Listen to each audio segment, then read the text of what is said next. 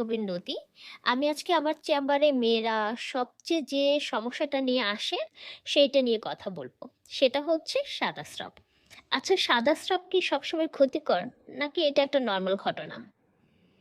প্রথমে বলি যে সাদা স্রাব মেয়েদের একটি স্বাভাবিক ঘটনা। এটা নিয়ে চিন্তিত হওয়ার কারণ নেই। তবে কখন চিন্তিত হতে হবে সেটাও আমি আপনাদেরকে বলে দেব।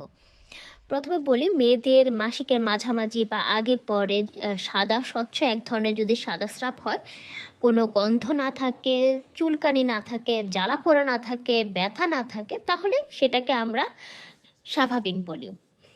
তাহলে কখন হচ্ছে আমরা সাদা স্রাব নিয়ে চিন্তিত হব বা ডাক্তারের শরণাপন্ন হব? যদি আপনি দেখেন যে আপনার সাদা স্রাবের ঘনত্ব বাড়ছে, কালারের চেঞ্জ হচ্ছে, দইয়ের মতো সাদা, হলদে বা সবুজ এই ধরনের হয়ে যাচ্ছে, সাথে চুলকানি, জ্বালা পোড়া, ব্যথা এই ধরনের সমস্যা দেখছেন, গন্ধ আসছে, তাহলে অবশ্যই আপনাকে ডাক্তারের শরণাপন্ন হতে হবে। কারণ এই ধরনের সমস্যাটা সাধারণত ব্যাকটেরিয়াল বা ফাঙ্গাল ইনফেকশনের জন্য হয়ে থাকে। তাহলে আপনাকে অবশ্যই ডাক্তারের শরণাপন্ন হতে হবে, প্লাস কিছু পার্সোনাল হাইজিন মেনটেন করতে হবে। আপনাকে বেশি বেশি পানি খেতে হবে। তারপর আপনার প্রাইভেট এরিয়া হচ্ছে সাবান বা ডেটল ইউজ করা যাবে না। আপনাকে ঢিলেঢালা সুতির কাপড় পরতে হবে।